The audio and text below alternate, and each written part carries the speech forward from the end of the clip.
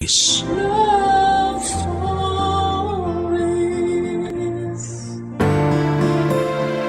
May mga taong mapanamantala at meron din namang handang tumulong sa iyo hanggang sa kanilang huling hininga. Sila yung mga tao na masasabi mong mahal ka talaga at sa bawat pagtulong nila ay wala silang hinihinging kapalit. Ikaw kabarangay, meron ka na bang nagmalasakit sa iyo? Dear Papa Dudut, kung meron mang tao na pasasalamatan ko ng husto hanggang sa kamatayan ko, yun ay walang iba, kundi ang aking pinakamamahal na lola. Sa lahat kasi ng tao sa mundo ay siya ang nagpakita at nagparamdam sa akin ng pagmamahal. Kung hindi niya yon pinaramdam sa akin ay masasabi ko na baka naligaw na ako sa paglalakbay ko sa buhay na ito.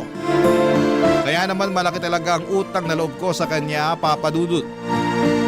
Bago ko ipagpatuloy ang pagbabahagi ng kwento namin ng lola ko, ay gusto ko munang bumati ng isang mapagpalang araw sa inyo at sa mga katulad kong panatiko ng Barangay Love Stories.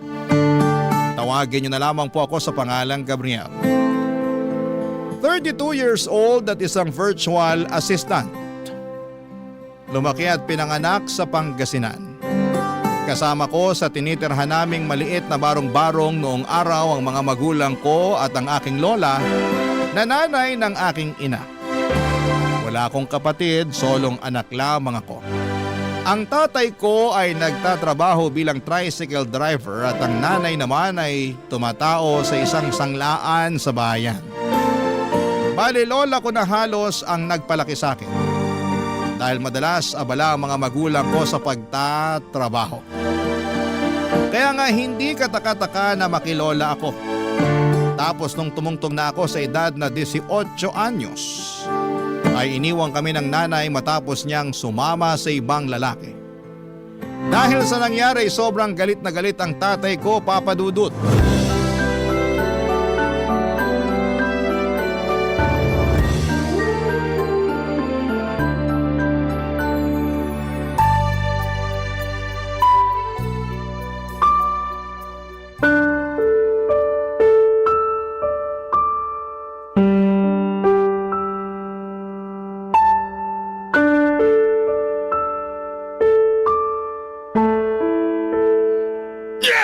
Tay, tama na po! Huwag na po kayo magwala! At anong pakialam mo? Pati ba naman pagwawala ako bawal sa pamamahay na to? Hindi naman po sa ganun, pero Di raw ganun pero ganun na rin tinutubok mo. Hirap sa'yo, masyado kang pakialamero. inaawat ko lang naman po kayo eh. Marami na po kayong nababasag na pinggan. Ilang piraso na lang po yung meron tayo tapos inuubos nyo pa. Saan ka naman nakakita na nagwawala ng walang masisirang gamit? Kahit kailan napakabugok mo talaga. Kailan ba gagamitin ang utak mo, ha? Ano ba nangyayari rito? Bakit napakakalat dito sa bahay natin? La, si tatay po kasi nagwawala eh. Ang dami niya nang nabasag ng mga pinggan. Hala, oo nga! Santisima ka namang tao ka! Nay, huwag na po kayong makialam dito, ha? Pabayaan nyo na lang ako kasi durog na durog ang puso ko ngayon dahil sa ginawa ng anak nyo sa akin. Ano bang ginawa sa'yo ng anak ko, Aber? Nagtatanong pa talaga kayo? Aba malamang! Hindi ko nga alam kaya sabihin mo na para malaman ko. Tama po si Lola, Tay. Hindi po namin alam kung anong ginawa ni nanay sa inyo. Iniwan na tayo ng nanay mo. Pinagpalit niya na tayo doon sa kalbo na security guard na kasama niya sa trabaho. Ha? Totoo ba yung sinasabi mo? Magsisinungaling pa ba ako sa lagay na to? Kung ayaw niyo maniwala, titignan niyo yung damit ng asawa ko. Wala na dyan. Inimpakan niya na kagabi pa. Nung kasarapan ng tulog natin. Tapos ngayon pinunta ko sila doon sa saklaan. Sabi sa akin, hindi pa rin pumapasok yung dalawang yon. Ano ibig sabihin nun? Malamang magkasama sila. Huminahong ka lang, pwede. Wala magandang may dudulot yung pagwawala mo eh. Apo, silipin mo nga yung mga damit ng nanay mo sa damitan niya. Sige po, La. Huminahong ka lang. Paano ko hihinahon iniwan na nga ako ng asawa ko? Lola, wala na nga po yung mga damit ni nanay sa damitan niya. Oh, kita nyo na? Iniwan na tayo ng asawa ko para sumama doon sa kalbong yon. Mahabaging langit. Ano bang naisip ng nanay mo at ginawa niya yung bagay na yan? Sus, Tay, Mariusap, tama na tumigil po! ka na nga! Huwag na po kayo magwala! Anong wag magwala? Karapatan ko magwala! Kung ayaw mo na binabasag ko yung pinggan dito, di mukha mo na lang babasagin ko. Tutal, kamukha mo naman yung nanay mong malandi. Halika rito! Tay, teka, wag po! Anong wag po? Halika rito para malaman mong hinahanap mong pakilamero ka! Pamusaktan ang apo ko! Maawa ka sa kanya!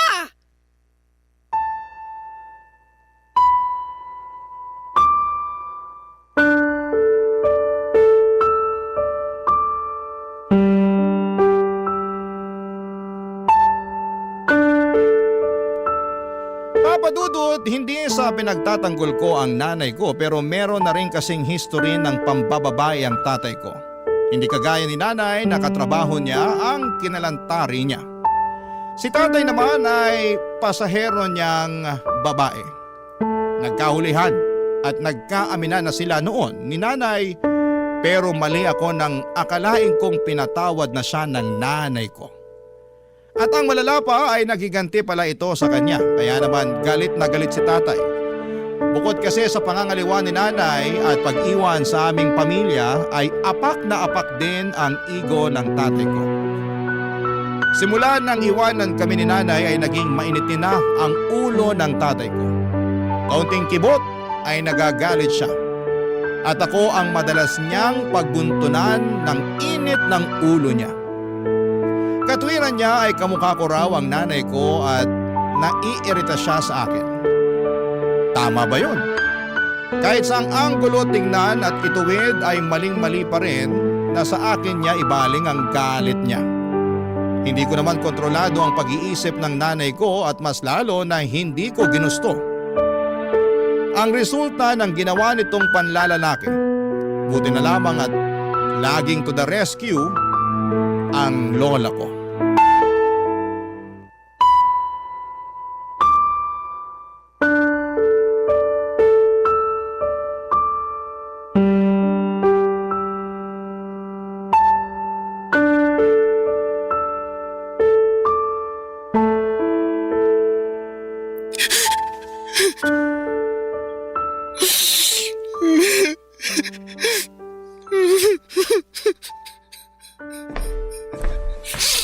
Oh, apo, napano ka?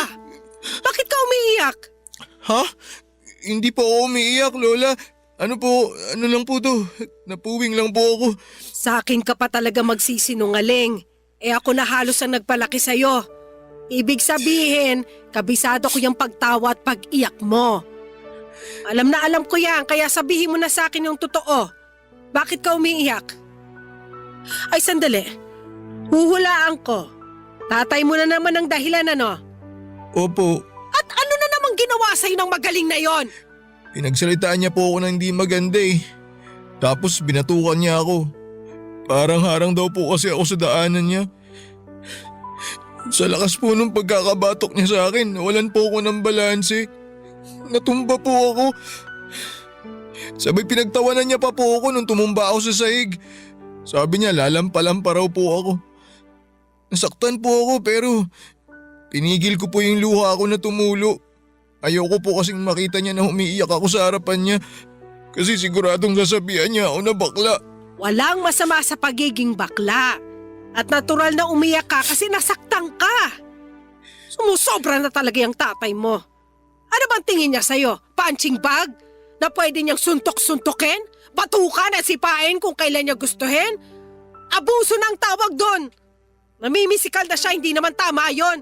Hindi ko nga rin po maintindihan si tatay kung bakit siya galit na galit sa akin eh. Hindi ko naman po kasalanan na iniwan tayo ni nanay, di ba? Oo naman. Hindi mo kasalanan. Ay, tungkol sa bagay na yan, Apo. Ang totoo, nahihiya ako sa iyo eh. Hiyang-hiya ako sa ginawa ng anak ko sa inyo. Lalo na sa iyo. Kasi ikaw yung lubos na apektado. Tapos ngayon, ikaw din ang pinagdidiskitahan ng tatay mo. Galit po ako kay nanay kasi iniwan niya tayo. Iniwan niya ako. Iniwan niya ako kay tatay. Alam naman niya na hindi talaga kami close ni tatay kahit noon pa eh. Pero iniwan pa rin niya ako. Galit din po ako kay tatay kasi wala naman akong kasalanan sa nangyari pero sa akin niya sinisisi lahat. Galit po ako sa mga magulang ko la. Napaka makasarili nila. Hindi na nila naisip kung ano yung mararamdaman ko. Hindi kita pipigilan kung yan ang nararamdaman mo. Kasi may karapatan ka naman talagang maramdaman yan. Malaki ang pagkakasala at pagkukulang sa iyo ng mga magulang mo, Apo. Lalong-lalo na ang nanay mo. Alam mo, nung nandito pa yan, palagi ko yung kinakausap at pinagsasabihan na magpakananay naman siya sa'yo.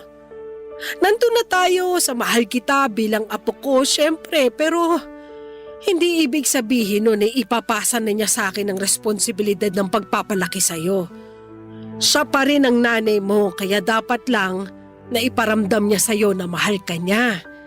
Pero hindi na nga niya na iparamdam sa'yo, nagawa ka pa niyang iwanan para lang sumama sa ibang lalaki. Pero la, hindi na rin naman po natin kontrolado yung pag-iisip ni nanay, di ba? Para sa akin, hindi kayo nagkulang sa pagpapaalala sa kanya. Hindi kayo nagkulang na magsabi na magpakananay siya sa akin. Kaso talagang matigas yung ulo niya eh. Nagkataon pa na maling lalaki yung minahal niya. Bakit kasi si tatay pa yung napangasawa niya eh? Opo, nandun na tayo na masakit yung ginawa niya na pag-iwan sa atin para sumama sa ibang lalaki. Pero may bahagi po sa puso ko na umaasa na sana masaya pa rin si nanay. Na sana mahalin siya ng lalaking sinamahan niya. Tratuhin siya ng mabuti. Huwag siyang pagsalitaan ng hindi maganda. Kasi yung mga yun hindi nagawa ni tatay sa kanya eh. Kahit kailan talaga napakabait mo, Apo. Mantakin mong ganyan pa yung hinihiling mo sa nanay mo matapos kanyang saktan. Pero Lola, kahit may bahagi sa puso ko na umaasa na sana maayos si nanay ngayon, galit pa rin po ako sa kanya. Sa kanilang dalawa ni tatay. Hindi ko nga po alam kung mapapatawad ko pa sila eh. Buti na lang kahit ganun po yung mga magulang ko, nandiyan kayo Lola.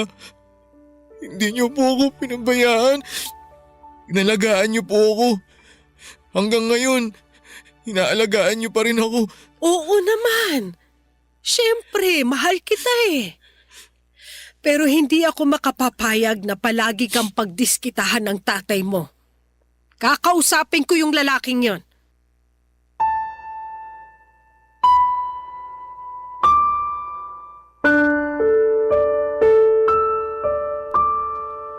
Papadudot, nasabi ko na lang tuloy sa aking sarili na kung wala ang lola ko para umalo sa akin ang mga panahong yun ay matagal na akong nasiraan ng ulo. Ang hirap lang kasing patuloy na intindihin ang pinanggagalingan ng tatay at nanay ko lalo na at hindi naman sila ang lubhang apektado ng sitwasyon. Ako naman na anak nilang hustong nahihirapan dahil sa bunga ng mga desisyon nila sa buhay. Kaya nga sa edad kong yon ay unti-unting nabuo sa puso ko ang magkahalong galit at tampo para sa aking mga magulang.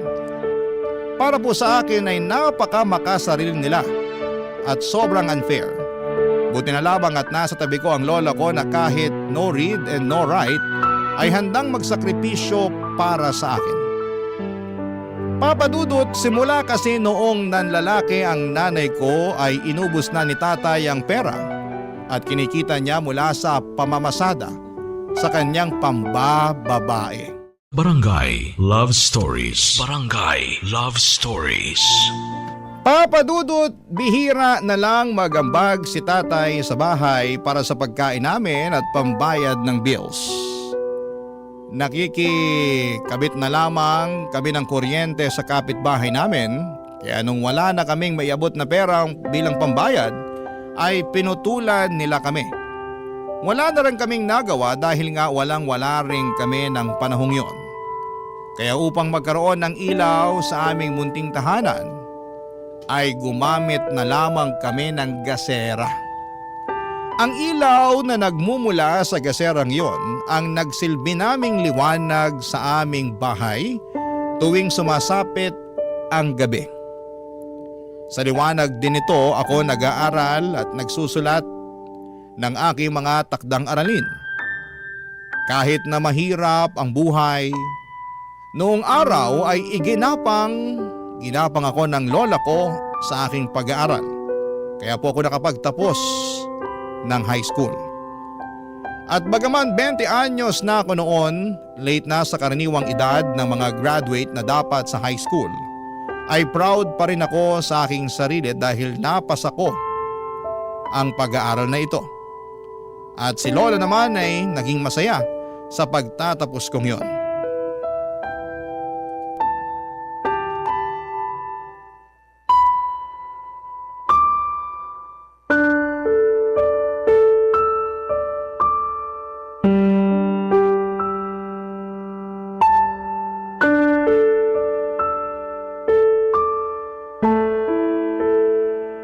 Nax! Sino mag-aakala na makakatapos ka sa high school? Akala ko habang buhay ka na dun eh. Talo ka pa ng mga anak na mga katoda ko. Mas bata pa sa'yo yung mga yon. 2 taon lang naman po yung tanda ko sa kanila. Di naman po masyado nagkakala yung agwat ng mga edad namin. Kahit na.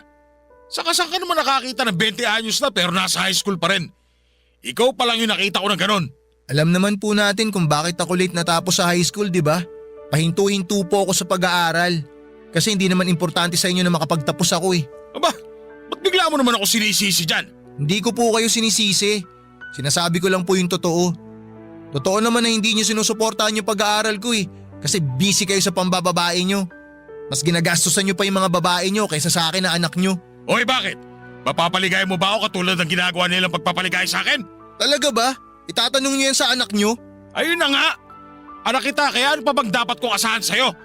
Yung mga babaeng yon na ibibigay nila yung kaligayahan na hindi magawang ibigay ng magaling mong nanay kasi sumama siya sa ibang lalaki. Pero hindi pa rin po tama naman babae kayo. Lalo na may anak kayong dapat sinusuportahan. Imbis na sa iba nyo binabaling yung atensyon nyo, pati na yung pera nyo, dapat sa pamilya na lang po natin ni Lola. Huwag mo nga akong diktahan kung paano ko gustong gastusin yung pera ko. Akin naman yon. Pinaghirapan ko yon at ni katiting wala kang ambag doon. Saka, kailan ka ba natutong manumbat? Yan ba natutuwa mo sa eskwelahan? Yung sagot-sagutin ng magulang mo? Kasi kung oo, aba, ipakausap mo sa akin yung teacher mo para matalakan ko at masabi na wala ka namang natutuhang tama. Kayo nga eh. Naturingang nakapag-aral din nung araw pero mukhang wala rin kayong natutunang mabuting asal sa eskwelahan. Aba, ang kapal ng mukha mo sabihin sa akin yan. Bakit? Porke nakapagtapos ka na ng high school kaya mo na sarili mo? Hoy, para sabihin ko sa'yo, anak lang kita at wala kang karapatan na pagsalitaan ako ng ganyan. Saka, wala ka pang may pagmamalaki. Saka mo na lang ako talakan ng ganyan pag marunong ka na kumita ng sarili mong pera. Teka, kailan mo pala balak magtrabaho ha? Hindi ko pa po naiisip yan. Naasikaso ko pa po yung requirements ko para makapag-aral ako sa kolehiyo. At plano mo pa talaga magkolehiyo? Sige, sino magpapaaral sa'yo ha? Bakit? Hindi niyo ako pag-aaralin? Ano bang nasingot mo tinatanong mo ako ng ganyan? Siyempre, hindi ang sagot ko dyan. Matik na yon. Pero, responsibilidad niyo po yun bilang tatay ko. Ano naman? Anong ano naman? Anong klaseng sagot yan? Responsibilidad niyo na pag-aralin ako, tay. Matagal ko nang tinalikuran yung responsibilidad na yun sa'yo. Kaya huwag mo na akong asahan pagdating sa bagay na yan. Tsaka, hindi ko pa ba nadala nung nasa high school ka pa lang? Mas madalas pa ako magbuisit sa pagmumukha mo kaysa matuwa sa'yo para maisip na bigyan ka ng pambaho sa eskwelahan, hindi ba? Kaya ewan ko ba naman sa'yo kung ano nang pumasok dyan sa utak mo. Ito, payo lang ha. Siyempre, bilang tatay mo, imbis na pangarapin mo mag-aral sa kolehiyo, bakit hindi ka nalang magtrabaho? Mas magkakaroon ka pa ng pakinabang pag ginawa mo yung bagay na yon. Baka nga mas matuwa pa ako sa'yo. Ayaw mo ba nun?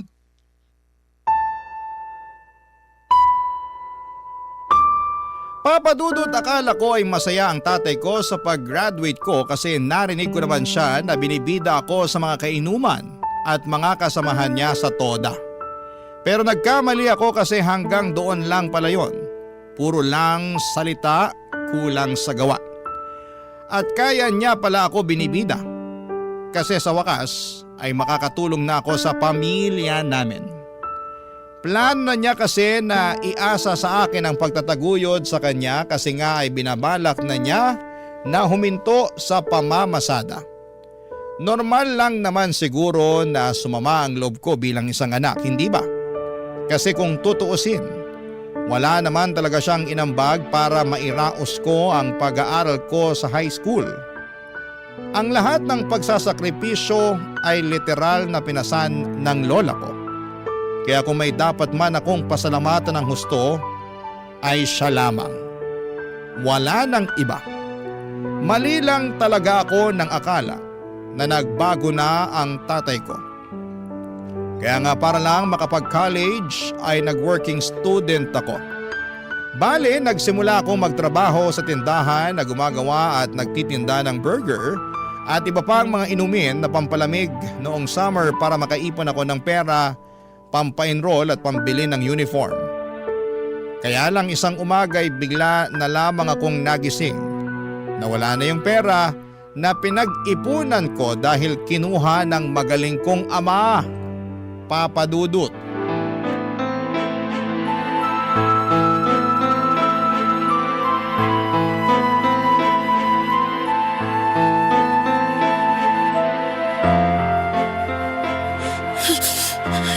Tay, ibalik niyo na yung pera ko! Ano ba pinagsasabi mo? Anong pera? Inipon ko yun tapos kinuha niyo lang, gagastusin niyo lang! Huwag po kayo magsinungaling, nakita ko po kayo na may nahalungkat sa damitan ko kagabi. Hindi ko lang kayo kinausap kasi antok na ako nun. Kung alam ko lang na ninanakaw niyo na pala yung pera ko nun, sana pinigilan ko kayo! Kasalanan mo naman pala eh. Masyado ka makupad. Paanong kasalanan ko? Antok na ako nun. Pagod na pagod ako galing sa trabaho. Tapos magnanakawan niyo pa ako. Pinaghirapan kong ipunin yun eh. Pwede ba? Tigilan mo na nga yung kapaulit-ulit na ninakawan kita. Kung makapagsalita ka dyan, akala mo naman malaking halaga yung kinuha ko sa'yo. Eh magkano lang naman yon? Binilang ko. Wala pa nga yata 5,000. Pero sa akin, malaking halaga yun, Tay. Para yun sa pag-aaral ko eh. Pambili ko yun ng uniform at iba pang mga gamit. Marami akong paggagamitan ng pera. Yun tayo eh. Di ba sinabihan na kita na imbis na tumuloy ka dyan sa pagkakolehiyo mo, eh magtrabaho ka na lang? Ginagawa ko naman po ah. Di ba nagtatrabaho nga ako? Nagtrabaho ka nga pero para pa rin dyan sa peste pag-aaral mo. Hindi ko tuloy alam kung bobo ka o ano eh. Kasi hindi ka nakakaintindi. Uulitin ko ha. Makinig ka mabuti. Sabi ko magtrabaho ka para sa pamilya natin. At kalimutan mo na yung pag-aaral mo. Wala ka naman patutunguhan dyan eh. Mag-aaksaya ka lang ng ilang taon. Hindi po pag-aaksaya ng panahon yung pag-aaral. Paano nyo nasasabi yan? Eh hindi nga kayo nakatungtong ng kolehiyo eh. Desisyon ko na hindi magkolehiyo kasi mahirap ang buhay namin nung araw. Mas pinili ko na lang magtrabaho para mabuhay kaysa magpakamatay sa pag-aaral na yan. Pag nakapagtapos ako, magtatrabaho pa rin naman ako eh. Kaya inunahan ko na lang. Saka, hindi ka talaga nakakaintindi no? Pinagtatrabaho na kita para kumita ka ng pera. Kasi nga mahirap yung buhay natin.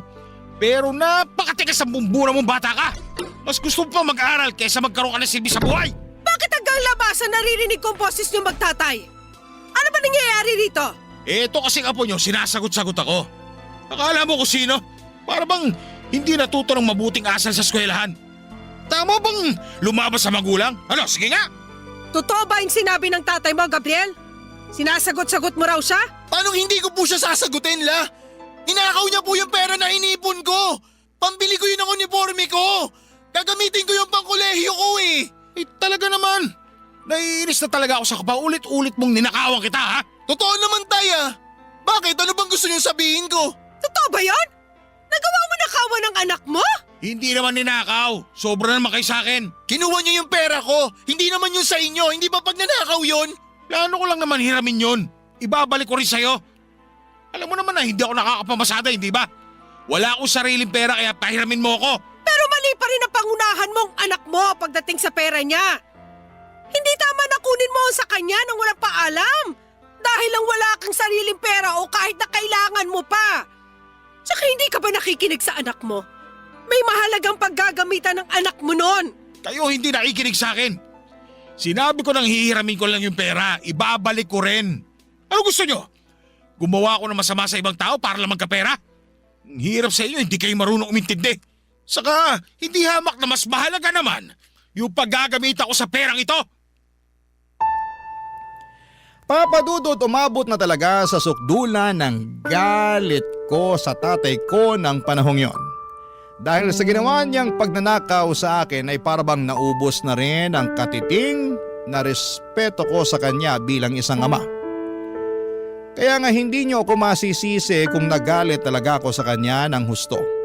At napagsalitaan ko siya ng hindi maganda. Kung hindi pa dumating si Lola para umawat, ay baka nagkasakitan pa kami ng husto ng tatay ko.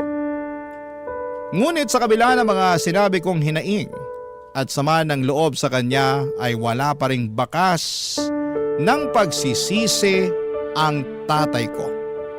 Ni hindi nga siya natinag at mas nanaig sa kanya ang pambabastos ko bilang anak niya. Hindi niya naisip ang bigat ng kasalanan niya sa akin, lalo na at kailangan ko ang pera na ninakaw niya sa akin. Hindi ko lubos akalain na sa dami ng tao sa mundo ay siya pa talaga ang tatay ko na gagawa ng masama sa akin, Papa Dudut. Barangay Love Stories. Barangay Love Stories. Papa Dudut, akala ko talaga ay wala ng pag-asa na makapag-college ako ng taong yon. In fact, tinanggap ko na lamang na hindi na ako makakapag-enroll at makakabili ng uniforme at mga gamit dahil sa kagagawan ng tatay ko. Plinano ko na lamang na magtrabaho noon at mag-ipon ng pera para makaalis kami ng lola ko sa bahay namin. Buo na ang desisyon ko noong iwanan ng tatay ko dahil sobrang toxic niyang klase ng tao. Ngunit gumawa ng paraan ng lola ko para matuloy ang pag-aaral ko sa kolehiyo. Ipinangutang pala niya ako sa kakilala niyang nagpapautang ng pera, pang-enroll at pambili ko ng uniforme at iba pang gamit sa eskwelahan. Sinadya niyang hindi sabihin sa akin dahil sigurado raw na tatanggihan ko yon. Totoo naman dahil allergic ako sa utang, pero dahil alam kong gusto lang ng lola ko na makapag-aral ako ay tinanggap ko na ang pera at ginamit para makapag-kolehiyo. Pinangako ko na lamang sa kanya na tutulungan ko siyang magbayad noon. Kaya hindi pa rin ako huminto sa pagtatrabaho habang nag-aaral. Ang laki talaga ng pasasalamat ko sa Panginoon dahil hindi man ako nagkaroon ng matitinong magulang, ay meron naman akong mabait, mapagmahal at mapagkalingang lola. Siya ang pumuno sa lahat ng pagkukulang ng mga magulang ko sa akin. Kaya naman na-appreciate ko talaga ng husto ang pananatili niya sa buhay ko. Kaya lang hindi sila magkasundo ng tatay ko at bukod sa akin na madalas nitong pagdiskitahan ng galit dahil sa panlalalaki ni nanay, ay napagbabalingan din niya ng init ng ulo ang lola ko.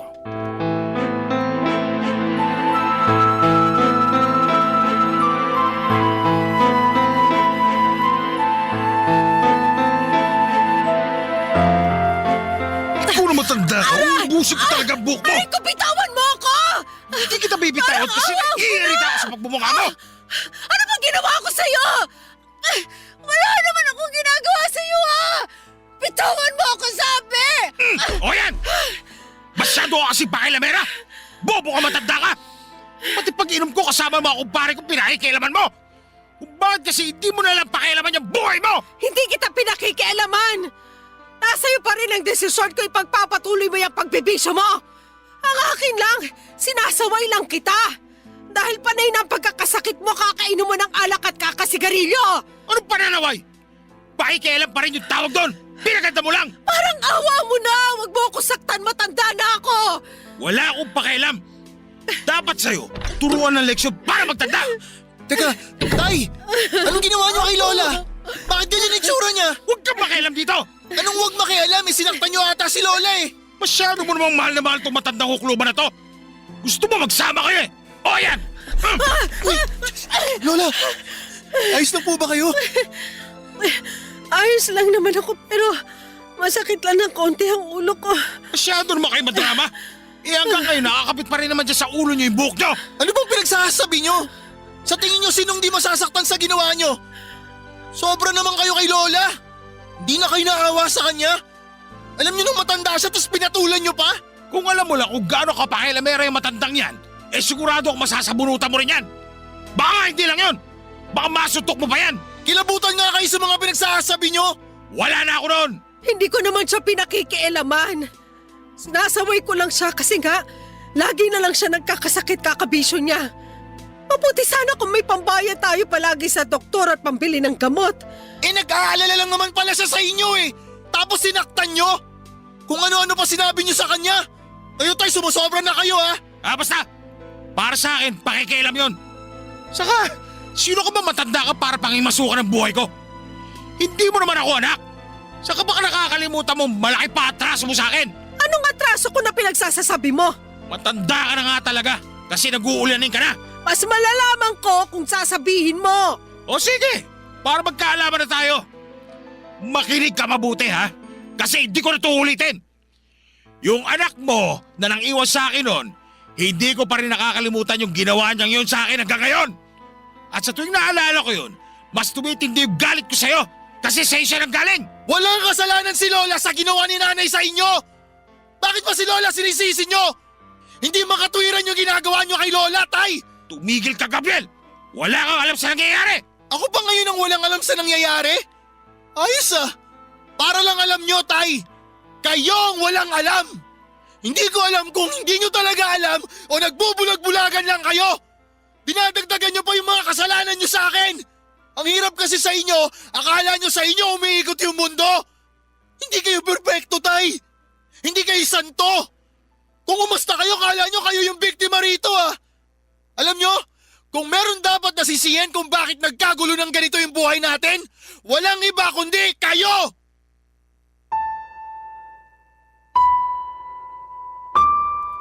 Papa Dudut, may ititindi pa pala ang galit ko sa tatay ko matapos kong maabutan at makita na sinasaktan niya ang lola ko.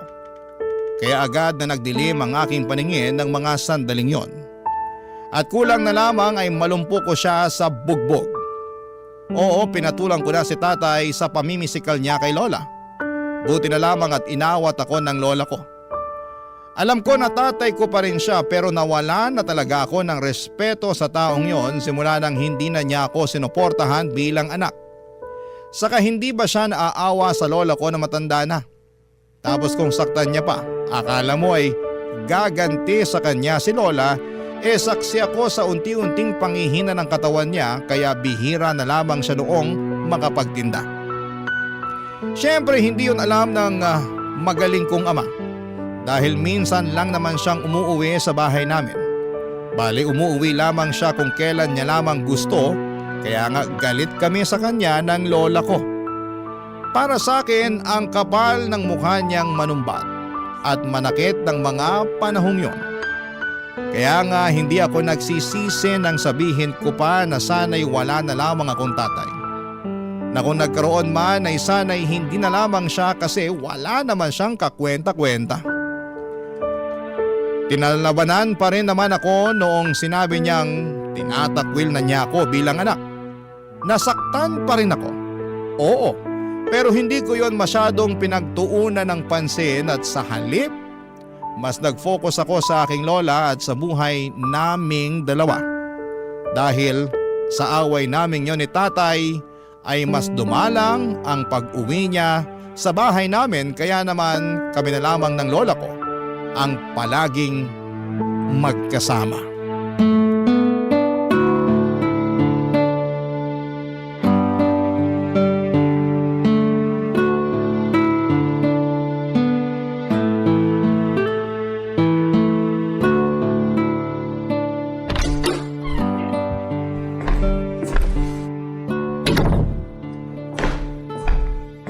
Nandito na po ako, La.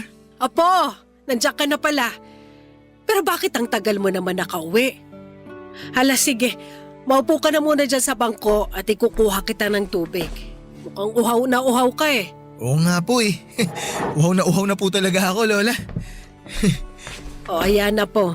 Salamat po, Lola. Pasensya ka na kasi hindi malamig.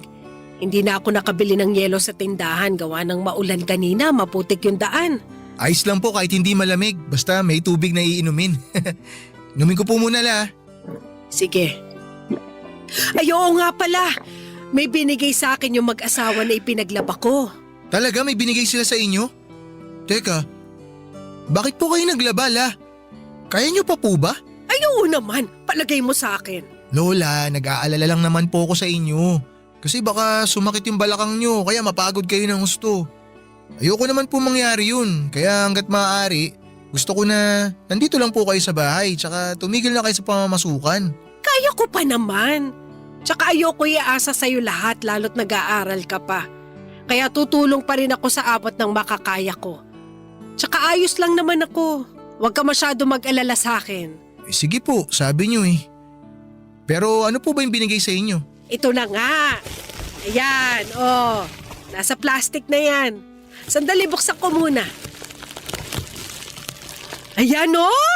Mga delata, noodles, biskwit, chocolate drink.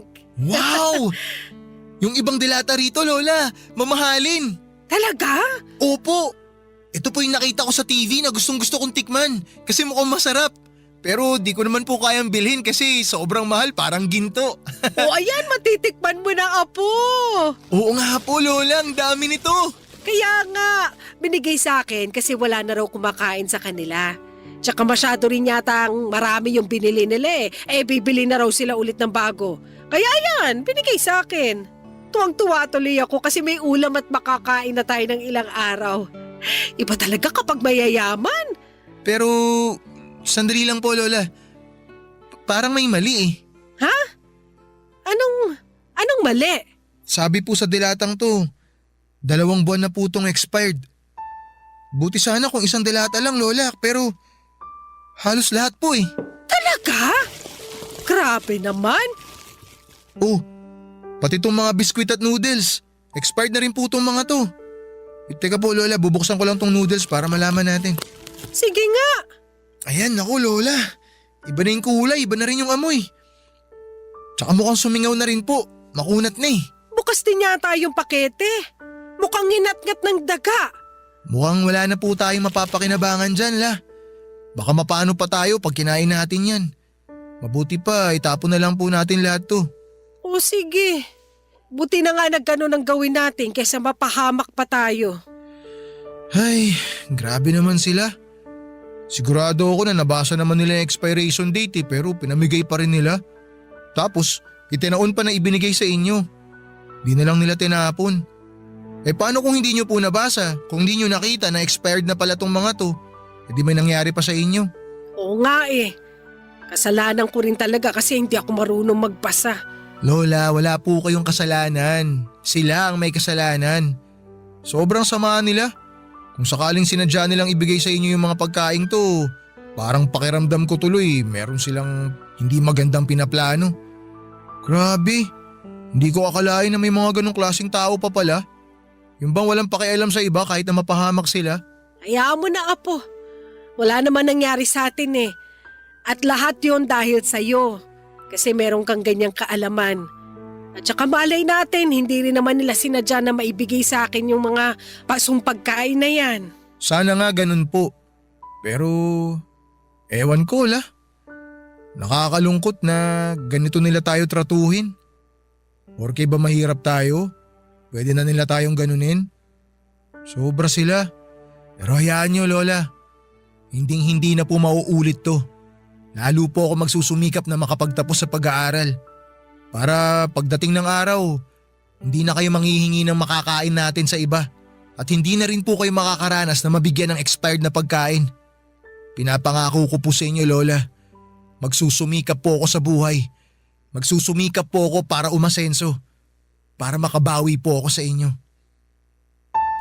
Papa Dudut, naniniwala ako na sinadya nilang ibigay kay Lola ang mga pasong pagkain dahil alam nilang hindi ito aalma at malugod niya itong tatanggapin. Hindi ko lang mapigilang magalit para sa lola ko kasi sinamantala nila ang kahinaan niya. Bukod sa tatay ko ay meron pa palang ibang tao sa mundo na makagagawa ng mga bagay na yon.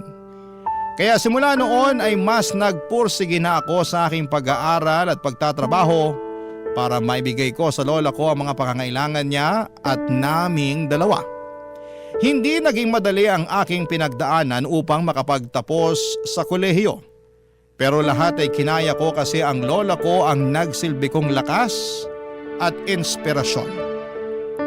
Kaya nga hindi nagtagal ay nakagraduate na rin po ako, Papa Dudut. Doon na nagsimula ang pagsisikap ko ng husto sa paghahanap ng matinong trabaho at kahit na sinubok muli ang pamilya namin.